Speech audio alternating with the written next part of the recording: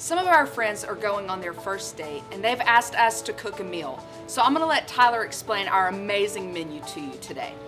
We're gonna start with a chocolate pudding crusted sockeye salmon, and then we're gonna have one of our secret recipes. It's an oatmeal mayonnaise reduction that goes on top of it, and then we're gonna finish it off with a delicious special ingredient gravy that we'll get into in a minute. Now, to prepare this, you have to start off with the salmon. You have to give the salmon a good spice rub. And so, and also we're gonna stuff it with a few things too. Just, it's a family recipe. Put a few carrots.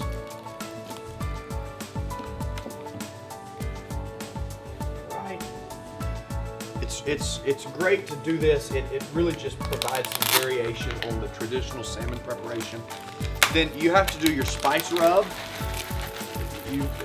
Coffee crusting is really big in steak preparation. It doesn't get used on salmon a lot, but we're just going to do a coffee and feta cheese rub.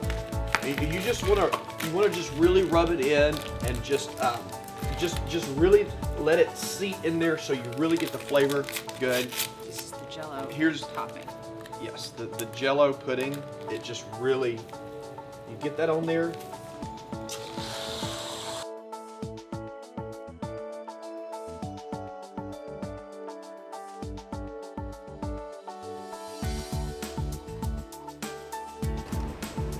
Add a little ketchup to it, just a little, and then you want to really rub it in there good.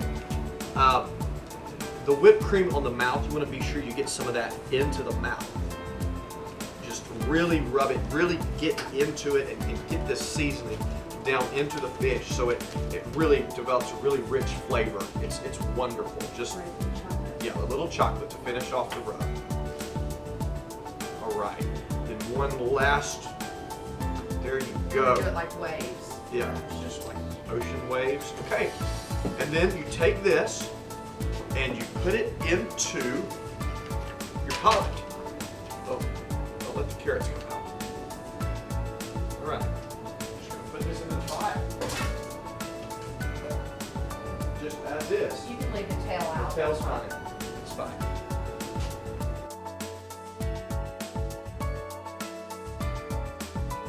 All right, now that we have our fish on, we're gonna move on to our reduction for the fish. You know, Tyler and I consider ourselves somewhat foodies, and so this reduction is gonna be everything that we know about food in one pot. So we're gonna start, it's important to take some of the ingredients from the fish and put it in with the reduction. So we're gonna start with a few coffee beans.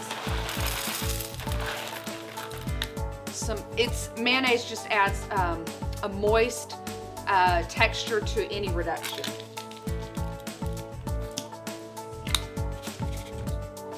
All right, we've got some oatmeal. I like the Quaker oats. They're a little bit more steel cut than other ones are. And then our juice is going to be home-style chicken noodle. And I prefer Campbell's. You can use any flavor you like.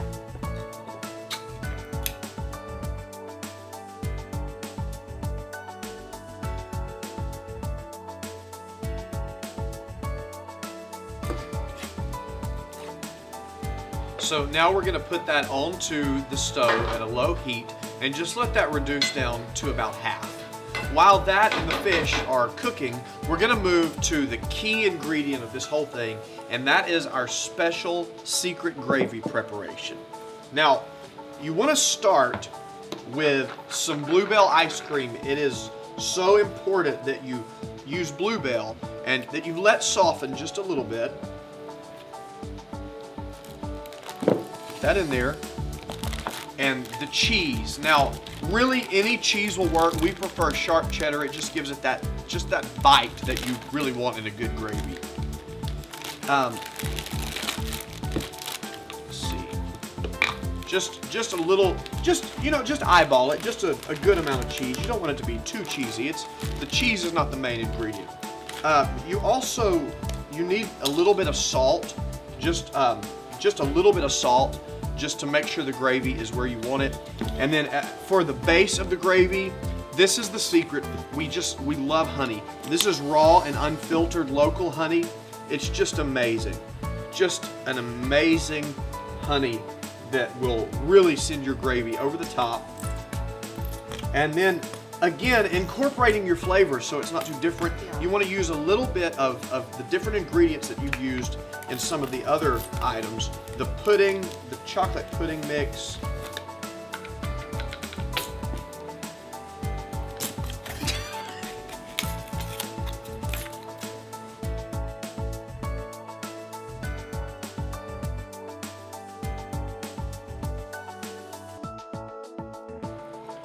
We're incorporating a little bit of Diet Snapple. Diet because we're very concerned about health here tonight. We don't want to overdo it. We want this to be subtle, we want it to be low sugar and something that's healthy too. So you just add a little bit of that as your gravy base. Give it a good stir.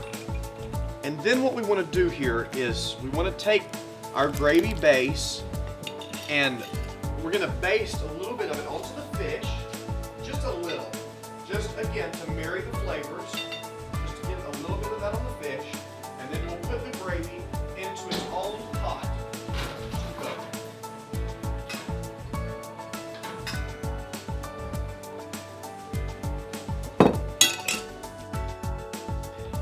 It's really important when you're cooking to take some time and taste the different things that you've put together to make sure that they're good and fit for people to eat. So who's hungry?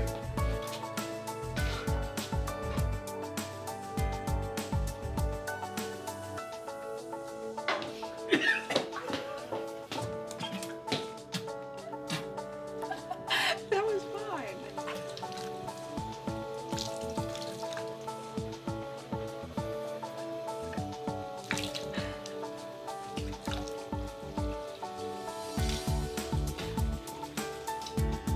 That's terrible. What we've actually just done is create the worst meal in probably human history. And the reason is, it's not that all these things are bad, it's that we put them together in a way that they were never intended to go. You don't eat ice cream and cheese together. You don't eat coffee beans and mayonnaise together.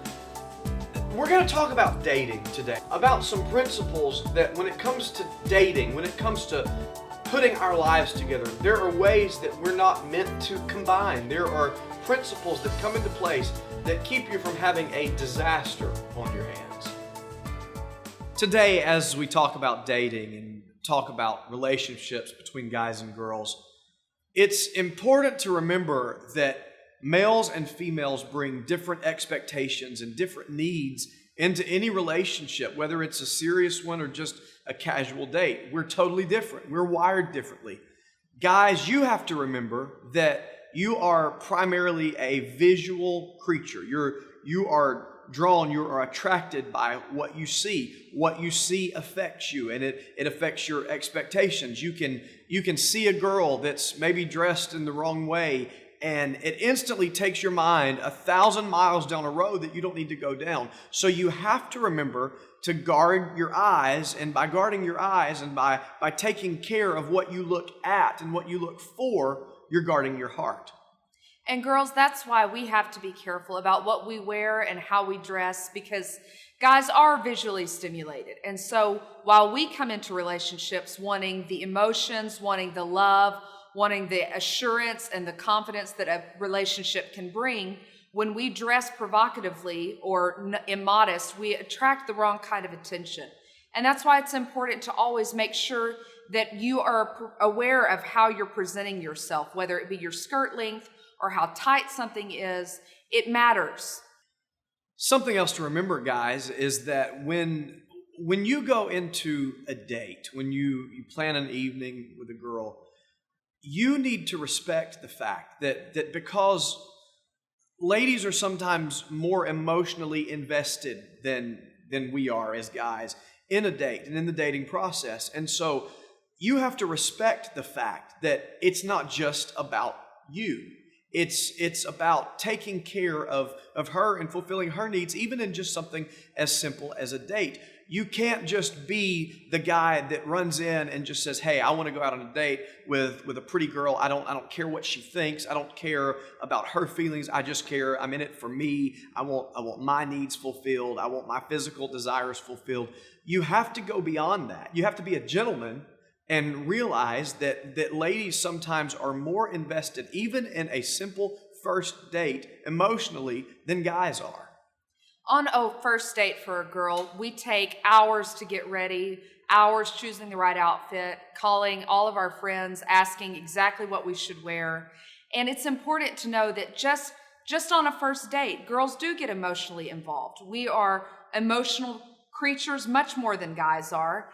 And when we go into a date, we go into it looking for the emotional satisfaction and the emotional connection. Guys go into it for the physical connection. And so while we want the emotions that come with falling in love and getting married, because we have maternal instincts, and we want to have children and we want to go further and love this person unconditionally, that's not always the reason guys go into it. Guys go into dates mainly wanting a physical connection instead of an emotional one. And so while we want the emotions and we want the love and nurturing relationship, guys see something different. Guys see a girl that comes out dressed provocatively as, "Oh, well, this girl obviously wants sex too, so we're going to be great friends and we're going to hit it off really well." Whereas girls come out thinking, "Okay, if I look my best, he'll want to marry me, he'll want to raise children with me and have family." But that's not what guys see when they see a girl dressed immodestly or provocatively or revealing. And so that's why it's so important for us to realize that guys' needs are not the same as ours. Guys want the physical. And so while we want to give them sex because we want to bond, they want sex because they're guys and they're physical and they want your body, and not because they want this emotional connection. So just remember that when you are on a date, guys are not looking for the same thing you're looking for.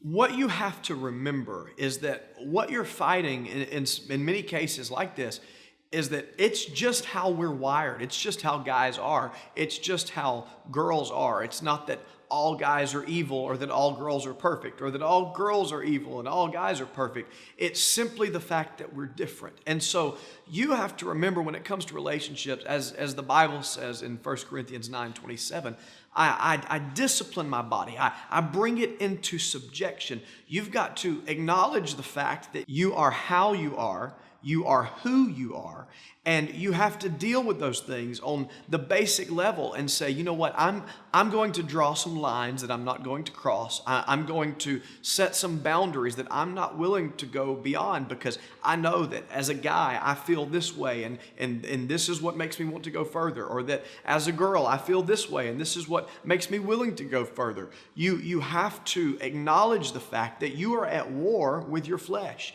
And so it takes discipline, it takes commitment, it takes knowing what you believe and deciding long before you get into the situation what your response is going to be. So remember that dating can be a beautiful thing. It should be a wonderful time in your life. You should enjoy dating. Don't let it scare you, but realize that when all the pieces are right and when you mix it right, just like the cooking example, when you put all the ingredients together right, it's a beautiful thing. But when you put the wrong ingredients together, it can be a horrific thing. When you go into a dating relationship with the right expectations and the right goals in mind, God can make that something beautiful. If you go into it with the wrong expectations, then it can be used against you. So remember to go into dating relationships with the right motives and the right lines drawn so that God can make something beautiful out of it.